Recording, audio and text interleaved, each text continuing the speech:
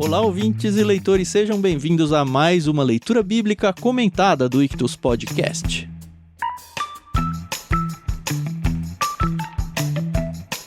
Eu sou o Thiago André Monteiro, @vulgutan, e eu estou aqui com o Thiago Moreira e a Carol Simão para a gente conversar sobre o capítulo 28 do livro de Gênesis. Bom dia, meus amigos! Oi, pessoal, tudo bem? Aqui é a Carol Simão e hoje a gente vai ler, como o Tan falou, mais um capítulo, né? Capítulo 28. E a gente vai ver que sonhos, eles estão meio que, né, relacionados à família aí de Abraão, né? Ô, galera, pra sonhar legal! Seja bem-vindo aí ao capítulo 28 de Gênesis, capítulo que vai dar sequência à história que já temos visto aí, da família de Isaac, Jacó agora principalmente, e vai ser interessante a gente conversar um pouquinho sobre o que está acontecendo aqui. A gente decidiu fazer essa quebra em 3 partes, né? Apesar da gente saber que a NVT sugere uma quebra diferente, a gente fez uma opção diferente, tá? A gente vai do verso 1 ao 9, do 10 ao 17 e do 18 ao 22. Mas antes da gente entrar no texto, eu queria agradecer mais uma vez, como você já sabe, a nossa editora parceira aí, a editora Mundo Cristão, que emprestou os direitos da NVT pra gente usar nesse projeto aqui. Muito obrigado, Mundo Cristão. Muito obrigado, Maria Lídia, jazzista de primeira aí que tem emprestado também a trilha que a gente tem usado de fundo. E eu queria lembrar vocês, ouvintes, que a gente tem sim um canal no Telegram, onde a gente pode conversar sobre tudo que a gente faz aqui. Então, se você ainda não está no nosso canal, acessa lá t.me/leitura bíblica comentada ou procura por leitura bíblica comentada lá no Telegram que você vai encontrar a gente. É uma participação gratuita, a ideia é justamente fazer com que a conversa que a gente já tem aqui, que é uma delícia, vocês já sabem, seja complementada lá naquele espaço e também uma oportunidade não só para você conversar sobre os textos que a gente tem conversado aqui com outras pessoas, mas de conversar com a gente também sobre esses textos, nós 3, né? A gente tá sempre lá conversando, dando a nossa opinião, de repente tirando alguma dúvida, às vezes, quem sabe até mudando um pouco a nossa opinião, né? Não aconteceu ainda, mas eu não acho nenhum absurdo isso acontecer um dia. O que vai ser ruim é que no áudio do podcast é que vai ficar eternizado nosso erro, né? Isso é um perigo danado. É.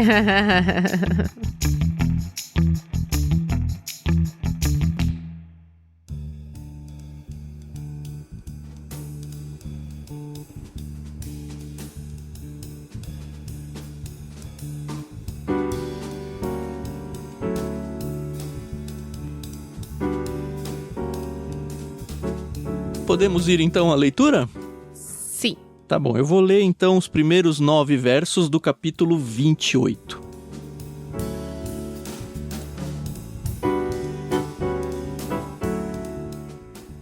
Então Isaac mandou chamar Jacó, o abençoou e disse: não se case com uma mulher cananita. Em vez disso, vá de imediato a Padã-Arã, a casa de seu avô Betuel, e case-se com uma das filhas de seu tio Labão. Que o Deus Todo-Poderoso o abençoe e lhe dê muitos filhos, e que eles se multipliquem e venham a ser muitas nações. Que Deus dê a você e a seus descendentes as bênçãos que ele prometeu a Abraão, que você venha a possuir esta terra, na qual vive agora como estrangeiro, pois Deus entregou esta terra a Abraão. Assim, Isaac se despediu de Jacó, que foi a Padã-Arã morar com seu tio Labão, irmão de Rebeca, filho de Betuel, o arameu. Esaú soube que seu pai, Isaac, havia abençoado Jacó e o enviou a Padã-Arã para encontrar uma esposa, e que ao abençoá-lo tinha advertido a seu irmão: não se case com uma mulher cananita. Também soube que Jacó havia obedecido aos pais e ido a Padã-Arã. Quando ficou evidente que seu pai não aprovava as mulheres cananitas, Esaú foi visitar a família de seu tio Ismael, e além das 2 mulheres cananitas com as quais havia se casado, tomou para si uma das filhas de Ismael. O nome de sua nova mulher era Maalate, irmã de Nebaiote, e filha de Ismael, filho de Abraão.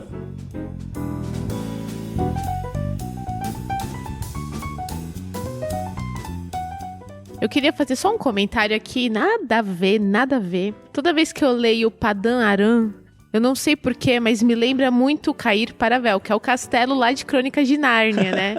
Eu sempre faço essa associação, não me julguem, tá bom? Então se eu falar aqui por acaso Cair Paravel, eu tô tentando falar Padã-Arã, tá bom? Eu pensei que você ia falar que te lembrava pequeno padawan. Agora vai lembrar. O pior que o Cair Paravel não tem absolutamente nada a ver com o Padan Aran. Nada a ver. Nem Nada na sonoridade e nem no significado. Mas é legal, né? Referências literárias aí que ficam na nossa cabeça e formam alguma coisa mnemônica. Uhum. É muito claro aqui que a gente tá justamente na emenda do texto, né? Lembra que a gente terminou o último episódio com um texto que aparentemente estava meio fora de contexto na história geral ali, que era a Rebeca indo falar com Isaac, tô cansado dessas mulheres hititas. E a gente vai ver aqui que o Esaú, mais uma vez, né, já indo ao final dessa leitura, mete os pés pelas mãos e já tinha feito uma grande bobagem ao casar com as duas cananitas lá e agora faz a terceira bobagem, né? Já dá pra pedir música no Fantástico.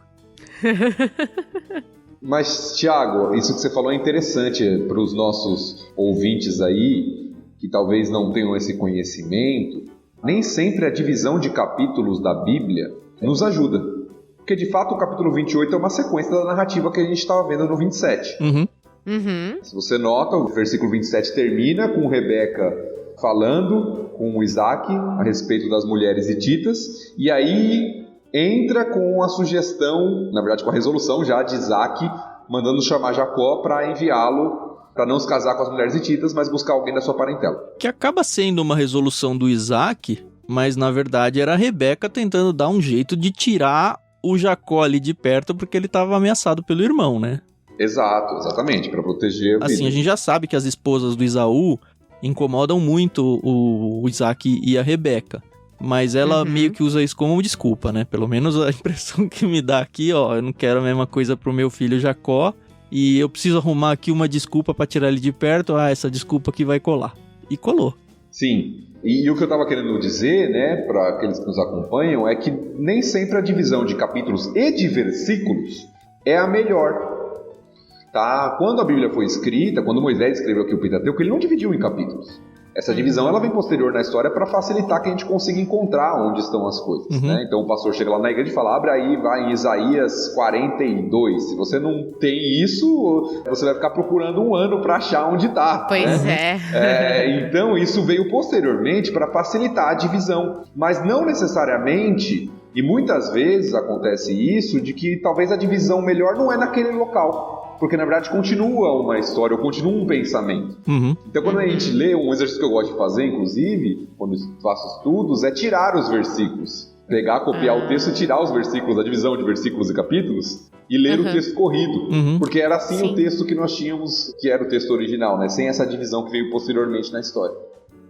Inclusive, tem uma Bíblia que ela foi escrita dessa forma. Ela é exatamente a história corrida. Eu acho que teve uma editora não cristã, Carol, que pegou a NVT mesmo e fez isso em 3 volumes, assim, livros, aqueles cara de livro mesmo, capa dura, página grossa e tal, e quebrou em 3 livros, porque, enfim, é grande para um livro só, se não for nesse papel Bíblia. Talvez ainda se encontre por aí. Se você for se interessar por isso, não esquece de usar o link do Ictus para comprar pela Amazon. Parte lá do nosso site que a gente ganha uma comissãozinha. É interessante isso que o Thiago falou, porque não só os capítulos, mas também os versículos e às vezes os parágrafos. A gente estava numa discussão aqui antes da gravação de como que a gente ia fazer as quebras de leitura. E como você viu, a gente não está fazendo a quebra sugerida pela NVT. Porque é exatamente isso, é uma sugestão de quebra. Não existe isso no texto original. Temos que lembrar também que quando a Bíblia foi escrita, eram rolos, né? Então não era esse negócio de abre em Isaías, porque eu tenho que ficar enrolando e um lado desenrolando o outro até chegar em Isaías. Era um negócio que não é facilitado como a gente tem hoje nos livros. Então as pessoas simplesmente tinham o rolo aberto ali na frente da igreja, ou da sinagoga no caso, né? E elas iam lendo conforme estava aberto. E aí quando chegava no fim, começava a ler de novo, né? Não é cada um ir levava a sua Bíblia na sinagoga para ler junto. É uma outra realidade, né? Que a gente esquece muitas vezes. Pois é. Bom, no início desse capítulo a gente tem aqui a bênção de Abraão sendo repassada e sendo repassada completinha para Jacó, né? É legal ver isso daí. A gente vê lá a questão da descendência, ela apareceu no capítulo 15, a questão da terra também apareceu no final do capítulo 15, a descendência no início do capítulo. E aí, como o Thiago gosta de falar das palavras, eu vou deixar ele falar sobre a semente. Antes de falar sobre a questão da semente, que a gente já viu, o que o Tan falou é bem interessante, porque tem uma relação aqui e toda uma ligação com Abraão. O que Isaac está transmitido para Jacó, ele termina falando isso, né? Uhum. Que Deus entregou essa terra a Abraão, os descendentes que ele prometeu a Abraão. Então, Isaac vai ligando e mostrando aquela promessa da aliança que a gente viu lá desde Gênesis 12. É interessante que ele não se apropriou dela, né? Ele não falou, olha, a promessa que foi feita pra mim. Porque, de fato, acabou sendo transmitida pra Isaac, mas ele joga de volta pra Abraão. Isso é muito interessante. É, porque ele foi o receptor original, né? Uhum. Que saiu da terra, que recebeu essa promessa. E Isaac, lógico, também foi a ele, porque ele era descendente de Abraão e a promessa é para os descendentes. Uhum. Mas aquele que recebeu originalmente, né, foi Abraão. E certamente Jacó, Esaú também, mas Jacó aqui, ele sabia de toda essa história. E certamente ao Isaac abençoá-lo dessa forma, ele está fazendo essa ligação também. Uhum. Então os termos utilizados aqui, todos os termos, são termos que já foram utilizados várias vezes em Gênesis. O próprio nome de Deus aqui, que é traduzido como Deus Todo-Poderoso, é El Shaddai, é um termo que já foi usado lá com Abraão. Né? Deus já se apresentou assim para Abraão. Sim. Então você tem toda uma história sendo contada nessa promessa, ou recontada, relembrada nessa promessa, como o Tan já lembrou, de multiplicação, de ser muitas nações, de descendência, que aí é o termo que o Tan já adiantou, de semente, o mesmo termo lá que a gente viu desde Gênesis 3,15, né? O descendente da mulher, tal, e depois falando para a descendência de Abraão, o mesmo termo aqui se repetindo, voltando. Então todas essas alusões, todas essas imagens aqui vão sendo construídas e lembrando que existe uma grande história.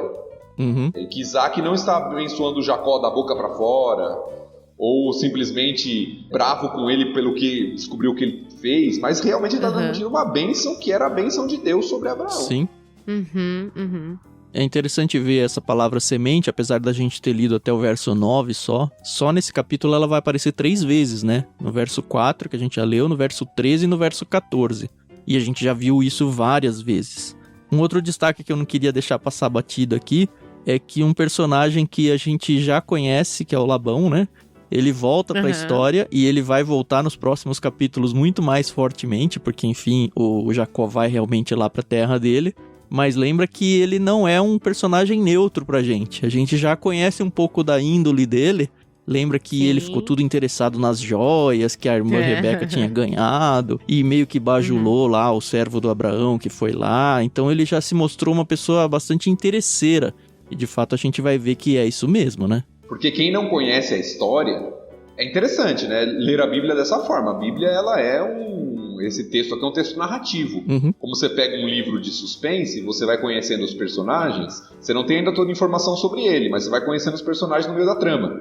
E quem não conhece a história, aparentemente, tudo que Jacó está fazendo aqui para enganar, até para fugir, preservar sua vida, dá certo.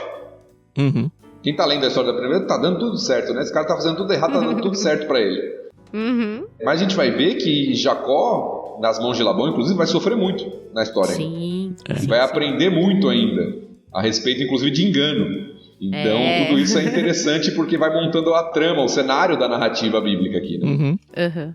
O que eu achei interessante nessa primeira parte é a questão de Esaú ir visitar o tio, né, Ismael. Eu sempre achei que Ismael, depois que ele foi expulso, entre aspas, né, por Abraão, né, ele não tinha tido mais contato com o pai. A gente viu que no enterro, né, de Abraão, pelo menos ele apareceu.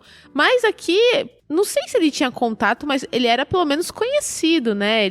Sabiam que ele era da família, ele deu a filha dele em casamento, né? O Esaú não foi lá e roubou a filha. A gente já viu que o negócio de casamento era uma negociação e tudo, né? Então, existe uma relação, né? Um relationship, uma coisa assim, alguma né? coisa rola, eu acho. Pelo menos nessa versão, eu não olhei esse detalhe nas outras, posso até conferir, mas o texto não fala de nenhum encontro entre Esaú e Ismael. Mas ele casa com a filha, né? Tá. Isso, foi visitar a família do tio Ismael e casou com uma das filhas dele. A gente não sabe nem se Ismael estava vivo. Não, mas o Ismael... o Abraão já tá morto, né? Ah, não, estava vivo sim.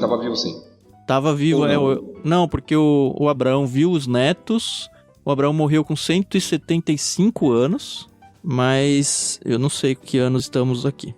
Então, porque eu não sei se é uma conjectura da nossa parte esse encontro. O texto fala que ele foi até a família de Ismael e casou com a filha dele, mas não narra nenhum encontro entre eles. Pode ser uma conjectura. A gente não tem essa informação por enquanto. Se isso aqui ficar muito mais claro, a gente traz nos próximos episódios a informação, e se a gente não falar mais nada sobre isso, é só até aí que a gente sabe mesmo, tá bom? Uma coisa que não me sai da cabeça, assim, quando eu leio esse trecho de Esaú, a primeira coisa é, nossa, lá vai o Esaú dar uma de Esaú de novo, né? Mas aí eu me pergunto, por que raio será que ele fez isso? Era pra agradar os pais? Eu fiquei com essa mesma impressão. Ou será que ele achava que se casando com um descendente de Abraão, isso ia trazer pra ele algum tipo de bênção? Afinal de contas, ele já perdeu todas as bênçãos. E eu acho que é mais essa outra, viu? Não sei se eu tô viajando. A minha impressão textual é mais uma questão de aprovação dos pais. Na verdade, eu acho que pode ter as duas coisas aqui. Mas o versículo 9, por exemplo... Não, 8, desculpa. Quando ficou evidente que seu pai não aprovava as mulheres cananitas. Isso me fez pensar, né? E fui até olhar o texto, ler outras traduções... Porque o primeiro questionamento que eu tive é, será que Esaú não sabia? Porque o texto já tinha nos narrado que as mulheres hititas estavam dando dor de cabeça para Isaac e Rebeca. Sim. Isso já era um problema que foi narrado anteriormente. O que você está tentando dizer, será que esse incômodo era discutido só entre a Rebeca e o Isaac e não passavam pro filho? Será que Esaú tipo não sua sabia? Sogra falando mal da... Então, porque o texto aqui sugere, nessa leitura... que ficou evidente, por meio do que estava acontecendo, que seu pai não aprovava as mulheres cananitas. Ou seja, será que Esaú não sabia da reprovação do pai? Será que ele ficou sabendo aqui? Para mim não foi muito conclusivo nas minhas pesquisas, porque algumas versões, por exemplo, a Ara, traz assim, só para você comparar a leitura aqui. Só para você saber, a Ara é a Almeida Revista e atualizada, tá? Talvez você não conheça os termos. Obrigado. Diz assim, sabedor também de que Isaac, seu pai, não via com bons olhos as filhas de Canaã. Nessa leitura, não dá a impressão de que ele ficou sabendo naquele momento. Algumas leituras, não só a NVT, algumas outras leituras dão a impressão de que ele ficou sabendo naquele momento. Então eu fiquei com dúvida com relação a isso, não sei se eu consigo bater o martelo. Mas de qualquer forma, o que o texto me sugere é que a preocupação, pelo menos inicial de Esaú aqui, é justamente a de agradar o pai. Com qual intenção? Será receber bênção posteriormente ou não? Receber algum tipo de benefício? Não sei se fica tão claro. Mas existe uma preocupação clara de não desagradar o pai aqui. E eu acho que isso é muito forte em toda a história, né? Porque se você for pensar com a cabeça do Esaú, ele deve pensar que ele só se ferrou, né? Em todas as situações, né? O meu irmão só se dá bem e eu só me dou mal. E ele tem todo o pano de fundo aí pra se tornar um grande vitimista aqui. E, de novo, né, mandaram meu irmão lá pra família, eu também quero, né? Eu já fui amaldiçoado praticamente pelo meu pai quando eu era pra ser abençoado. De repente eu consigo reverter. Mas pode ser realmente só uma impressão minha, assim. Há um detalhe que eu pesquisei que não sei se... não, eu acho que é relevante. A viagem de onde eles estão até Arã, e Padã Arã, na verdade, é um termo que é difícil arqueologicamente de posicionar, tá? Eles acham que é ali a região de Arã, mas esse Padã aí é um pouco confuso para quem estuda os locais bíblicos aí. Mas supondo que seja de fato ali a região de Arã, é uma viagem de em torno de 800 quilômetros. Então é longe pra dedéu, viu? Nossa. A pé.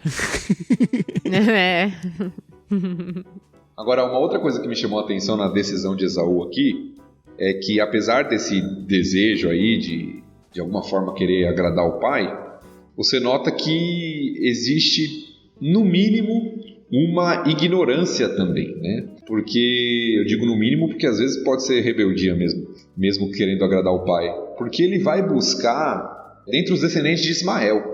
E em todo o relato bíblico já ficou claro que a bênção seria por meio dos descendentes de Isaac, e não de Ismael. Então Esaú, ele vai, não vou pegar dessas mulheres aqui, né, uma esposa para mim, mas ele vai para uma família que também não era a família da bênção, da aliança. Isso já tinha ficado claro em toda a narrativa bíblica. Ele vai para a família de Ismael. Que coisa. Não dá pra entender, né? Dá e não dá, né? A gente percebe que ele tá talvez tentando fazer alguma coisa que ajuda ele, mas nunca é bem sucedido. Sempre se dá mal, coitado.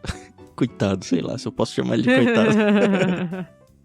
Como a gente já falou no episódio anterior, a Bíblia não vê Esaú como um coitado, né? Né? Eu entendi a expressão do Tiago, mas Não, mas é porque a gente se coloca no lugar do Jacó, a gente se coloca no lugar do Davi, a gente nunca se coloca no lugar do Golias, no lugar do Esaú. Acho que falta um pouco de empatia da nossa parte com alguns personagens, porque assim, eles foram pecadores igual a gente, né?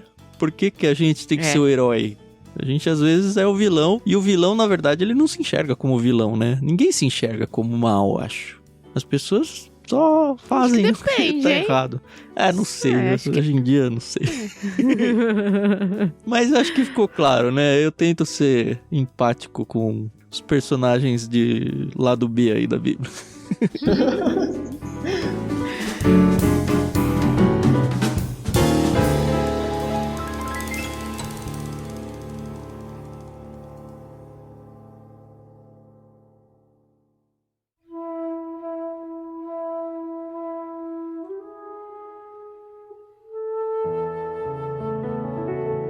Podemos seguir? Sim, farei a leitura então dos versos 10 a 17, continuando aqui, focando um pouquinho a atenção em Jacó agora.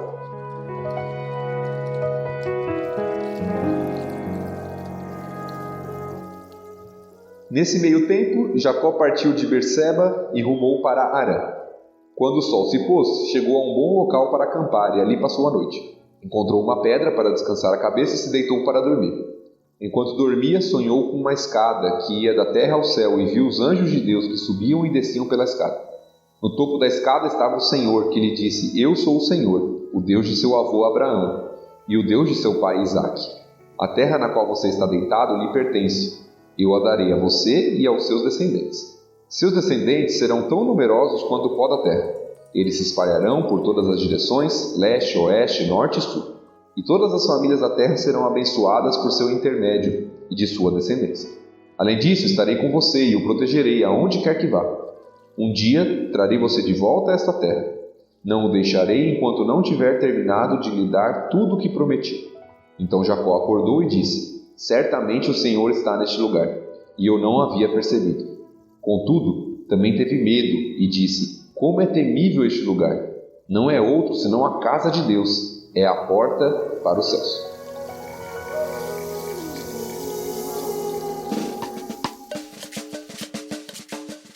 Uau, é muito louca essa parte. Eu acho muito louca. Eu acho muito, muito legal, porque Deus, ele está sendo muito claro, né? Muito claro nas palavras dele. E, gente, já pensou que experiência? Nossa. É um clímax do texto aqui, né? Porque até agora a gente está vendo Jacó como um personagem que a gente não sabe ao certo se as coisas vão dar bem por meio dele, né? Ele recebeu a promessa e tudo, mas tudo por meio de engano. Enganou o irmão lá no direito de primogenitura, enganou o pai. E parece que é um personagem que, ele é o filho aí que vai receber a bênção e tal da promessa, mas ele é sendo claro que ele é um mau caráter, né? Ele é alguém que tá fazendo tudo errado, né? Ele tá fugindo, né? Ele tá indo lá pra fugir, né?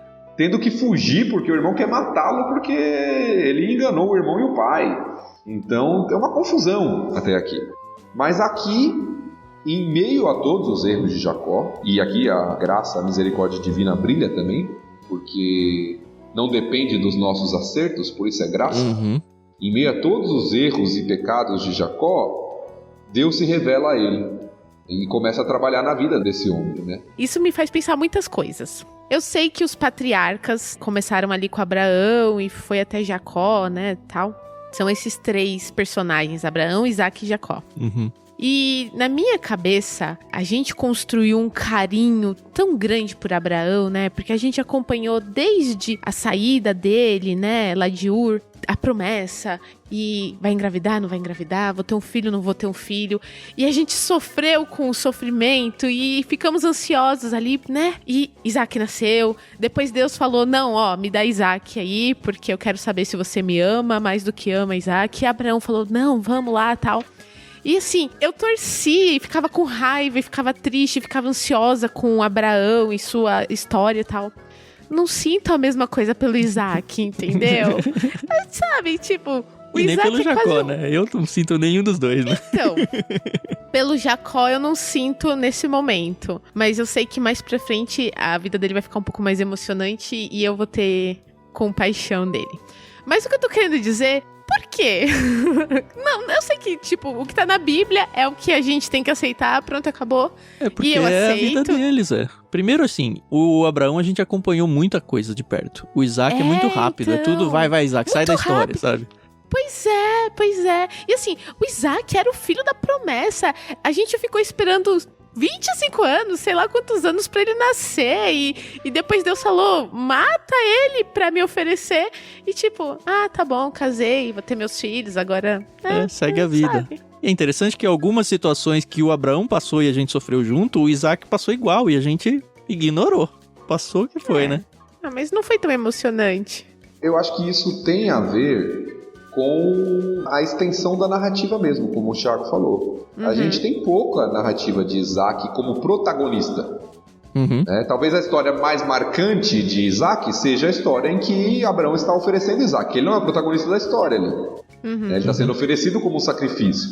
É o que a gente mais lembra, a primeira história de Isaac que a gente lembra. Então você não tem tanta narrativa de Isaac como teve de Abraão. De Abraão a gente teve lá do capítulo 12 até o capítulo 25, falando sobre Abraão. E Isaac é 26 e 27, 28 já mudou para Jacó. Pois é. Que é uma coisa interessante, Carol, que não sei se tem... É um contraponto a isso que você falou.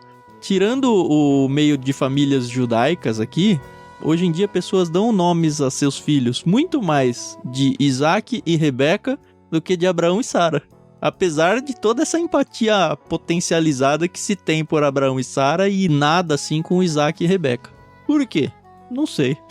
Porque o nome soa mais bonito? Boa pergunta. Mas assim, não é uma crítica, obviamente, Não, é só uma coisa, Bíblia. né? É só uma coisa, né? Porque, tipo, eu queria ter a mesma empatia por Isaac que eu tive por Abraão, entendeu? Mas não. Não teve, mas Não acho rolou. que é meio normal isso e é bem comum, assim. Nunca vi ninguém ser o contrário. Mas, um ponto aqui, apesar do pouco relato bíblico, Isaac é muito lembrado nas escrituras posteriormente. E muitas vezes, em toda a escritura, quando vai falar de Deus ligado ao povo, vai falar o Deus de Abraão, Isaac e Jacó. Isaac e Jacó, Nas três sim. palavras que você usou, né? Os patriarcas aí. Apesar de, por exemplo, em Gênesis, a gente ter muito mais enfoque na vida de José do que de Isaac, por exemplo, no restante das escrituras, Isaac é muito mais lembrado do que José. José não é nem colocado como patriarca aqui, né? Exato. Sim. O que é uma dúvida que eu tenho até hoje, se eu posso ou não contar o José como patriarca. Mas a gente ainda não chegou no José. Mas enfim, eu não queria perder um fio de meada aqui que tinha me vindo, que é muito interessante a forma com que o Senhor fala com o Jacó aqui. Por que eu tô falando isso? Eu acho que meio que já falei um pouco no último episódio.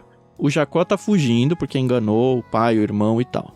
O Isaac passou a bênção do Abraão pro Jacó. A gente acabou de ver aí no texto que a gente leu na primeira parte do episódio.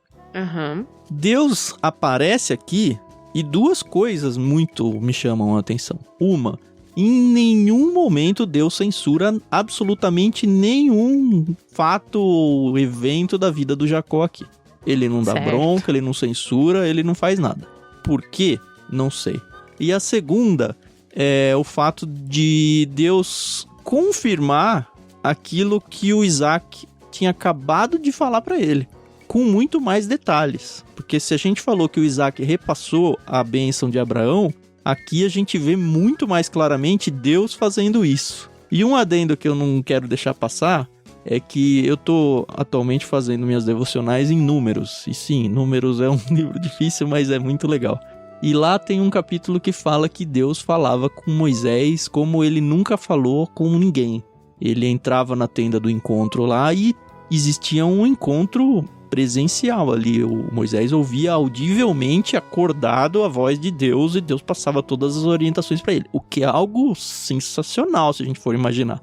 Mas aqui no caso é um sonho. E no texto lá de Números vai falar, olha, eu normalmente falo através de visões e de sonhos. Então é aquele negócio meio místico mesmo. Com Moisés não é assim. Com Moisés eu falo face a face. A gente não tá falando de Moisés aqui, apesar de que é ele que tá escrevendo, né? Mas eu acho que a gente não pode deixar passar a forma com que Deus falou com Jacó aqui, que foi através de um sonho. E é interessante porque apesar de, como o Tan falou, não ter nenhum indício aqui no texto de uma repreensão de Deus, pelo contrário, é uma promessa para Jacó, o restante da história que a gente vai ver de Jacó mostra que esse homem teve que aprender muitas coisas de Deus. É Deus ensinando ele, né? Exato, eu acho que às vezes Deus faz isso com a gente também. Em vez de dar bronca, ele deixa a gente se arrepentar, né?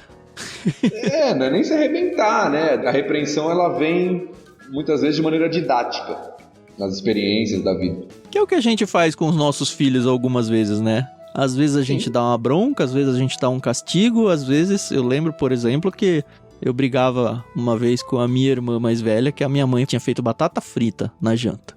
E aí ficava, não, você pegou mais que eu, não, eu peguei mais que você, aquela coisa. Aí minha mãe pegou, nossa, sabe aquelas travessas de vidro que faz lasanha, assim? Ela fez um daquele de batata frita inteira, ela não falou nada, não deu bronca, nada. Ela ficou um tempão lá no fogão fritando batata frita, botou na mesa e falou, vocês dois só vão sair daqui a hora que essa travessa estiver vazia. Deus do céu, o que foi aquilo lá? Eu achei que eu nunca mais ia comer batata frita na minha vida. Foi o que Deus fez com o povo no deserto com as codornizes, né? Pois é. Vão comer até sair pelo nariz. É isso aí. Mas assim, eu tô falando porque é meio que isso que Deus vai fazer com o Jacó aqui, né? Ele vai deixar ele aprender vivendo, né? Na prática a coisa. Mas a gente tá adiantando muito também, né? Uhum. O texto mostra também que o Jacó conseguiu um bom travesseiro ortopédico pra dormir ali, né? Não, pois é. Então, eu li sobre essa pedra aí, sabia? Porque eu falei, será que é por causa da elevação só? Mas achei informações interessantes, que eles não usavam a pedra porque era confortável, mas como uma medida de proteção, porque, sei lá, era uma arma que estava facilmente à mão, qualquer coisa que acontecesse ali. Ah, não sabia disso não. Pois é, então, achei em algum canto aí, eu não anoto nada de onde eu pego as coisas, talvez eu devesse fazer isso. E aí nós temos o sonho em si, né? Uhum. Que é relatado como uma escada que ia da terra ao céu e os anjos de Deus subindo e descendo por essa escada. Eu sempre pensei nessa escada, inclusive via o desenho nas revistas de escola dominical, de criança, tudo, como se fosse uma escada rolante de shopping, assim, sabe? Mas, assim, também. Todo lugar que eu pesquisei destruiu isso, e foi a primeira vez que destruíram essa imagem da minha cabeça. Eles levam pra aquela coisa do zigurate que a gente falou num episódio atrás. Da Torre de Babel. É, então. E lembra que o zigurate era uma escadaria em volta de uma construção e o símbolo dele era a ligação dos deuses, né? Que é uma coisa pagã, a origem dela. A ligação dos deuses com os seres humanos. Que faz todo sentido aqui. Eu falei, caramba, olha. O pessoal que faz os desenhos dos livros infantis aí precisa estudar um pouquinho mais, né? A imagem apresentada aqui no texto é justamente essa. Uma imagem de ligação entre o céu e a terra. E o Senhor lá do alto trazendo uma mensagem de revelação ao homem aqui embaixo. Então, algo que possibilitou uma ponte, né? Uma relação. E é interessante porque muitos ligam essa visão ao que Jesus falou no Evangelho de João. Não sei se vocês chegaram a ver algo sobre isso. Eu não fiz, mas eu já tinha ouvido isso algumas vezes, sim. Então, em João 1,51 diz assim, Jesus falando, né? Então acrescentou, digo a verdade, vocês verão o céu aberto e os anjos de Deus subindo e descendo sobre o Filho do Homem. Aqui, nesse sonho que a gente viu, são os anjos subindo e descendo pela escada. Sobre a escada, né? Os anjos de Deus subiam e desciam pela escada. E Jesus fala que eles verão o céu aberto e os anjos de Deus subindo e descendo sobre o Filho do Homem, falando a respeito dele mesmo. Então muitos fazem uma ligação aqui entre o texto de Jacó e Jesus como essa escada. Essa escada de ligação entre Deus e o homem. É interessante, é uma alusão, o texto não é tão claro assim em João 1, pelo menos para mim não é tão claro. Alguns batem o martelo e falam que claramente eu tenho um pouco de dúvidas, mas é interessante pensar assim. Nesse verso 17, me dá a impressão de que esses termos casa de Deus e porta para os céus são muito especiais. Eu não sei se vocês chegaram a pesquisar alguma coisa aí. Betel é casa de Deus, né? Isso, exatamente. Vai aparecer no versículo 19 o nome aí, né? Betel. E significa exatamente isso, casa de Deus. Eu nem lembrava disso, eu lembrava do hebraico lá que Bet e El, eu sei que qualquer nome que acaba com El aí é alguma coisa de Deus, né? E que Bet é casa. E porta dos céus aqui, porta para os céus, pra mim é a figura muito clara no texto, apesar de eu nunca ter enxergado isso, da ponte para o zigurate mesmo. E como a gente falou, a bênção aqui de Deus colocada, né? Aliás, antes até da bênção, né? Eu sou o Senhor, o Deus do seu avô Abraão e o Deus de seu pai Isaac. Então é ele se apresentando para Jacó. E lembra que Jacó ainda não tinha falado que, ele é o meu Deus. Aqui está começando a se tornar o Deus de Jacó, e a gente vai ver na sequência aí do texto, que meio que Jacó está começando a reconhecer e até faz uma promessa aí, mas vamos fazer a leitura primeiro, né? Vocês têm mais alguma coisa a acrescentar nessa segunda parte, não? O que é interessante é isso mesmo, Deus se apresentando a Jacó, reafirmando alguns elementos da promessa, como a gente já viu, e tem alguns elementos importantes aqui que eu acho que é bom destacar. Primeiro, o elemento de proteção. Eu acho que é muito importante para Jacó, alguém que está fugido de casa, jurado de morte pelo irmão, e Deus aparece para ele e diz, olha, eu te protegerei onde quer que você vá. E a impressão que dá é que ele foi sozinho aqui, né? Ele não tá indo com rebanhos, com outros servos, nem nada, né? Não parece. Não temos esses detalhes, acho que não, até porque ele vai... não vou dar spoiler, não. A gente vai ver nos próximos capítulos. Segura a audiência, né? Segura a audiência. A gente vai ver nos próximos capítulos. Já estamos falando muito do que vai acontecer com Jacó pra frente. Então tem um elemento de proteção aqui. Tem um elemento de promessa de que ele vai voltar para essa terra. E que Deus vai o acompanhar. Deus estará com ele. Não o deixarei. Então você tem vários elementos aqui de segurança. Sim. Olha, vai, porque eu tô te protegendo. Vai, porque você vai voltar. Vai, porque eu tô com você. E porque eu prometi isso. Exatamente. Isso aí tá no verso 15 aí, né? Não o deixarei enquanto não tiver terminado de lhe dar tudo que prometi. Isso pra quem é um viajante e tá temendo pela própria vida, vamos combinar que é uma grande segurança aí, né? Exato. É uma promessa de segurança. Eu não vou morrer, eu tenho certeza disso, pelo menos isso.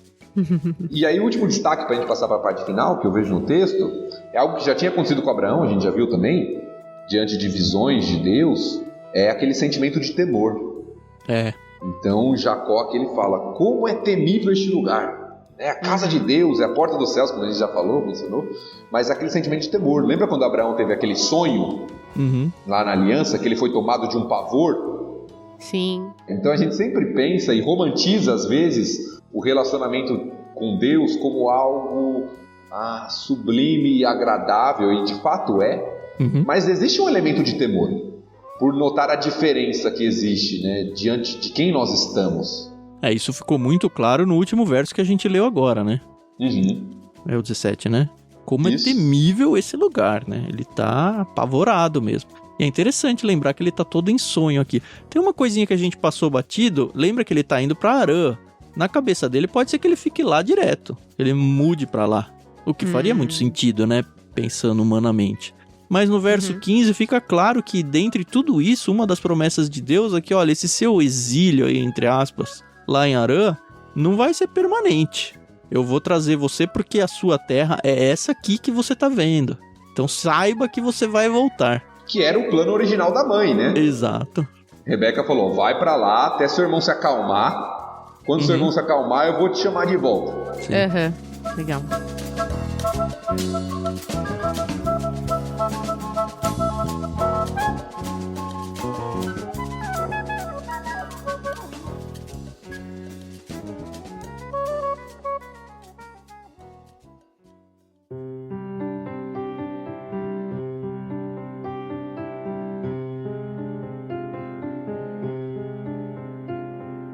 E acho que já dá pra gente seguir, né, o texto, fazer então a leitura da terceira parte e vamos ouvir a voz da Carol, né?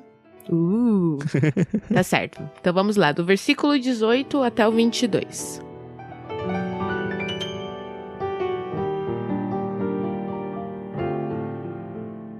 Na manhã seguinte, Jacó se levantou bem cedo. Pegou a pedra na qual havia descansado a cabeça, colocou-a em pé como coluna memorial e derramou azeite de oliva sobre ela. Chamou o lugar de Betel, embora anteriormente se chamasse Luz. Então Jacó fez o seguinte voto: se de fato Deus for comigo e me proteger nessa jornada, se ele me providenciar alimento e roupa, e se eu voltar são e salvo à casa de meu pai, então o Senhor certamente será o meu Deus.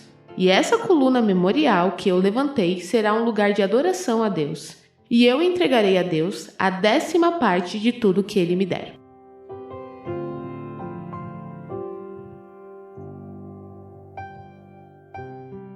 Eu tenho aqui uma pequena observação que durante o estudo eu pensei o seguinte: a gente sempre aprendeu que Jacó ele fugiu, né, de Esaú, porque Esaú queria matá-lo. Tudo bem. Aí aqui aparece que ele levantou, colocou a pedra, né, que ele tinha usado como travesseiro e derramou azeite de oliva. E aí eu fiquei pensando numa coisa: quem foge, às vezes não leva nada, né? É uma coisa interessante pra pensar mesmo, cara. Então. E aí, voltando um pouquinho, a gente vê que antes dele ir embora, os pais dele falam que não queria que ele se casasse com cananitas, né? Queria que voltassem pra terra lá de Rebeca. E aí eu fiquei pensando, não sei também se isso levou 1 dia, 10 dias, 1 mês, mas ele não saiu tão fugido no sentido de, deixa eu pegar aqui, colocar um sapato e ir embora e só, né? A gente já viu que a viagem era 800 quilômetros. Ele provavelmente foi com alguns animais de carga, sei lá, talvez até pessoas, se bem que não é mencionado em lugar nenhum, mas ele não foi fugido escondido. Os pais negociaram a saída dele, né? Lembra? Eu acho que é diferente da fuga de Agar, que nós vimos anteriormente, com conflito com Sara, lembrando que Agar era uma serva, e aí tem aquela questão de toda a rixa e tudo, que Agar chega a um momento que se Deus não intervém, ela vai morrer de fome, de sede no deserto junto com o filho. Então a gente viu isso, né? Na história de Agar. Eu acho que Jacó é um pouco diferente nesse sentido, porque o próprio texto mostra que Esaú iria esperar o pai morrer. Sim, né? É verdade. Então ele tinha, de certo sentido, um tempo, e certamente ele fez preparativos para a viagem junto com a mãe. A mãe tá arquitetando a viagem dele. E o pai abençoou ele pra ir, não vai mandar ele sem nada, né? Exato, porque senão ele tá fadado à morte, né? Se ele sai sozinho, sem alimento, sem água, para um lugar distante, o risco de morte é eminente, né? Eminente, é. E eu também vi aqui que Esaú falou que se vingaria depois da morte de Isaac, né? Mas Isaac morreu depois que José foi vendido como escravo. Você fez essa conta aí? A NVT fez essa conta pra mim. A Bíblia diz tudo. Mas achei super interessante isso, né? Que às vezes a gente fala também no calor do momento, né? Vou fazer isso. E levou um tempo, né? A gente viu, a Raquel morreu antes dele, né? O último episódio, acho que a gente mandou essa aí, né? E aí ele nem conhece a Raquel ainda. Pois é. Apesar do texto narrar Isaac já sem visão e com a expectativa de que morreria logo, por isso chama os filhos para abençoar, ele pensava que morreria logo, Deus ainda o conservou com bastante tempo de vida ainda, né? É ruim de a gente pensar, né? Porque foi muito tempo de vida, mas provavelmente um tempo de vida sem nenhuma qualidade, né? Ele parece um moribundo lá na cama. A impressão que dá é que ele mal consegue se levantar, cego, e viver tantos anos numa situação assim, né? É difícil. Talvez por isso nem tivesse tanta história sobre ele, hein? Verdade. Bom, aí a gente tem a palavra aí Betel, né? Que é a cidade, a gente já mencionou aí, Bet, casa, né? E El é Deus, então a casa de Deus, que aparece aí no verso 19. E tem uma coisa aqui que sempre que eu li esse texto, me incomodou. Na verdade, a vida do Jacó inteira me incomoda, né? Do meu xará aí, porque Deus se mostrou pra ele em sonho aqui, ele viu a escada do céu, os anjos subindo e descendo. A impressão que dá pra gente que lê é que se fosse qualquer pessoa ia se prostrar em chão ali e se entregar a Deus se já não tivesse sido entregue, sabe?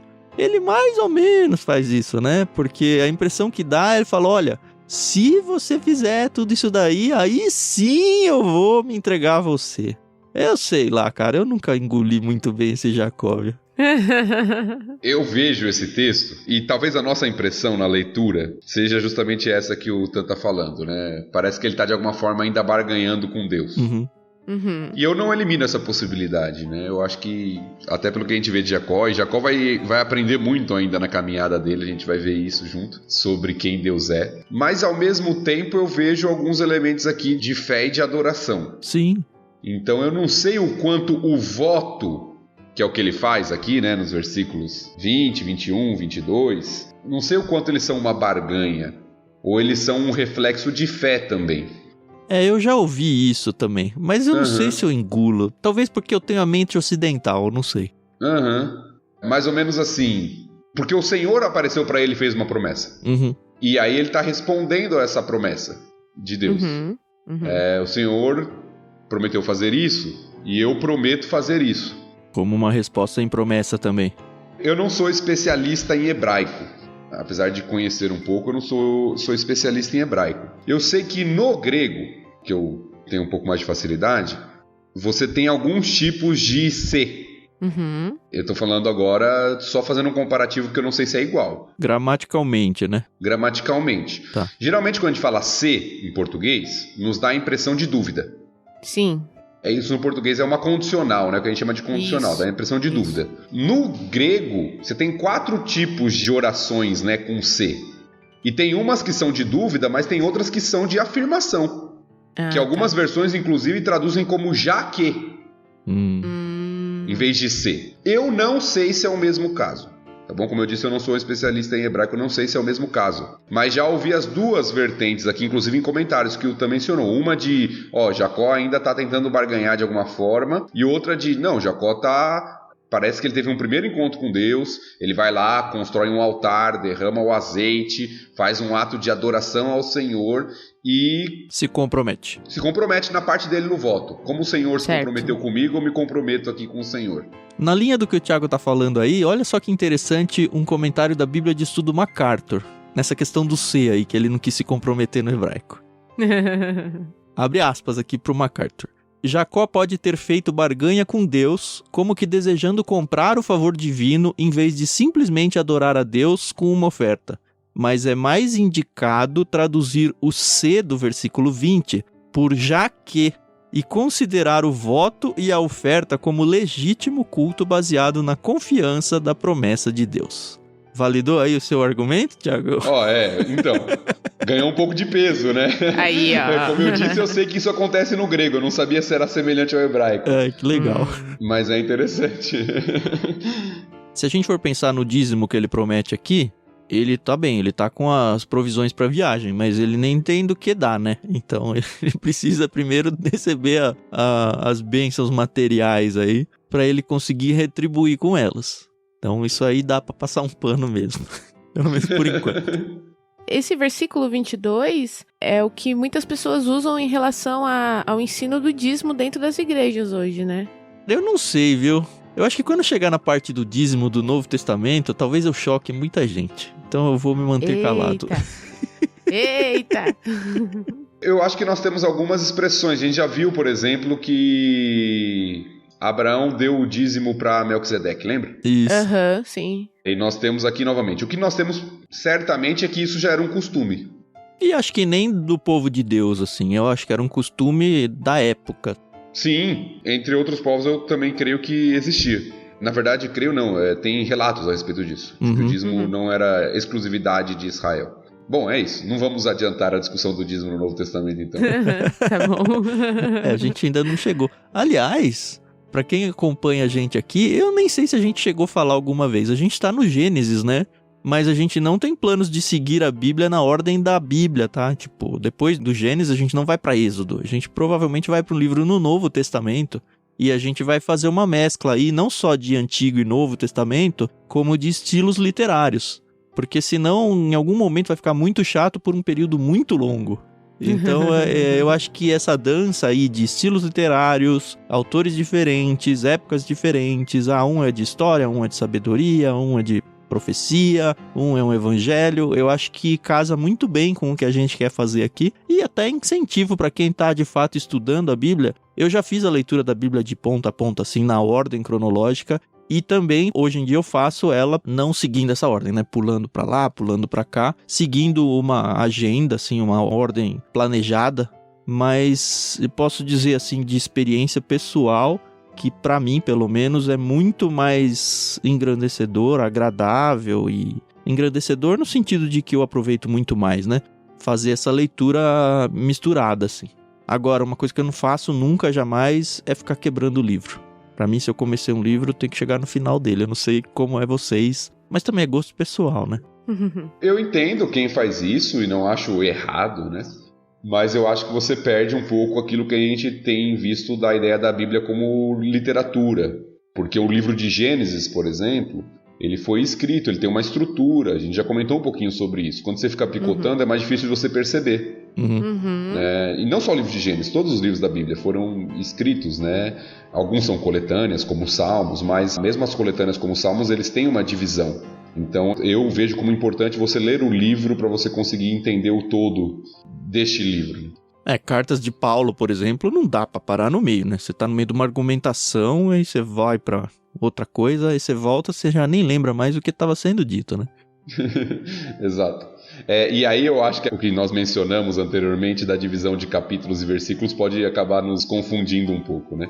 Lembrando que quando Paulo escreve, ele escreve uma carta, né? Não tem capítulo, não tem versículo, é uma carta, né? Com introdução, com conclusão, mas é uma carta. E lê-la como um todo é o ideal. Inclusive esses pequenininhos, o que eu incentivo, né? Esses livros menores, que é mais fácil de você fazer isso, de você ler de uma vez. Por exemplo, Efésios, tem 6 capítulos. Então lê Efésios, né, de uma vez, porque mas nós não vamos fazer isso aqui, hein? Não, tô falando a sua leitura pessoal. Não, mas uma vez teve um pastor amigo meu, ele falou, cara, quando você recebe uma carta na sua casa, hoje ninguém mais recebe, né, mas eu ainda vivi a época em que as pessoas recebiam cartas que não é um boleto, né? Mas quando você recebe uma carta, sei lá, de amor, você não fala, deixa eu ler aqui a página 1 e amanhã eu leio a página 2. Você lê a carta inteira. Faça isso com as escrituras. Nunca esqueci isso, eu acho que me falou isso aí quando era adolescente. Mas assim, faz todo sentido do mundo, né? Sim.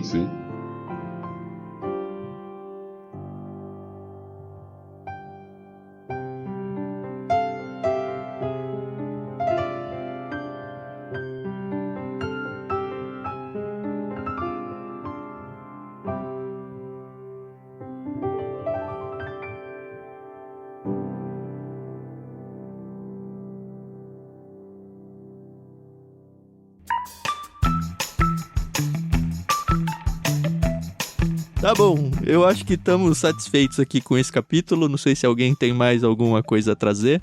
Não, acho que não. Eu curti bastante esse capítulo. Foi um capítulo até que... foi curto, mas a nossa conversa nunca é curta. Ela vai fluindo, é muito gostosa, né? E eu incentivo você, ouvinte, a seguir na conversa com a gente, porque a gente tem um canal no Telegram. Se você quiser fazer parte, é só você ter a sua conta lá criada nesse aplicativo, no seu celular aí, e procurar por Leitura Bíblica Comentada. A gente tem um canal lá. Ou acessar esse canal através do link t.me/leitura bíblica comentada. Tudo junto, sem acento. Não tem custo nenhum para participar, você vai poder conversar com a gente e conversar com outras pessoas também. E é isso, não se esqueçam que você pode abençoar a nossa vida, seja fazendo suas doações, aí tem embaixo na descrição aí tudo que você precisa saber, mas o que a gente queria mesmo é que você conhecesse o Plano Vida no Clube Ictus. Nós somos um clube de assinatura literário também, a gente manda kits de vários tipos aí de livros para a sua casa todo mês, e um deles é o Plano Vida, que são só livros de cristianismo prático, e casa muito bem com o que a gente está fazendo aqui. Então a gente incentiva você a participar. Todos os planos que a gente tem, nenhum deles a gente tem carência, então você pode tentar, se gostar, ficar, se não gostar, cancelar sem nenhum tipo de ônus para você, tá bom? É isso, agradeço mais uma vez a presença do Thiago, da Carol. É muito bom rever sempre vocês. A Carol a gente grava quase todo dia, porque tem podcast no Ictus direto, né? Mas o Thiago, eu tava conversando com a Renata esses dias. Sabe aquelas pessoas que participaram da sua vida uma época praticamente todo dia? Você tem um carinho enorme, depois ainda Deus deu a graça da gente poder viajar junto, dividir quarto, sabe? Se bem que não, né? Lá eu dividi com o Fernando, né? Eu tava com a minha mãe na viagem, é verdade. Fiquei no quarto com a minha mãe. Mas enfim, a gente teve a oportunidade de ficar junto, a gente andava 2 semanas juntos em Jerusalém, foi muito legal, cara. Só a gente entrava nas águas geladas, né, Thiago? É verdade. Você entrou nas 4 também, Thiago? Só não fui no mar Mediterrâneo. E aquele lá foi mais gelado. Que foi de madrugada, né?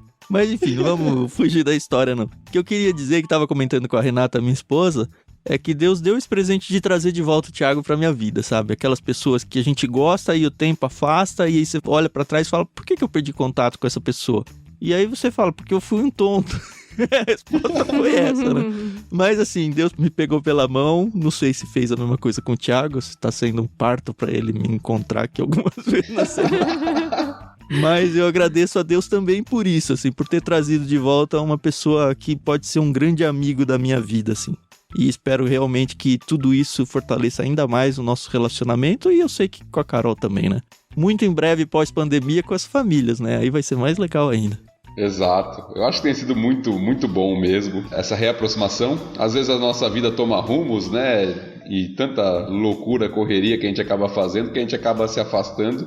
Mas Deus permite que a gente se reencontre, isso é muito bom. E espero que seja por muito tempo aí juntos, caminhando. Se chegar até o final, a gente vai ficar velhinho junto, né? Muito obrigado, senhores ouvintes. Até semana que vem. Tchau, tchau. Tchau, pessoal. A gente se ouve no próximo episódio. Tchau, tchau, pessoal. Até o capítulo 29. Nos vemos lá.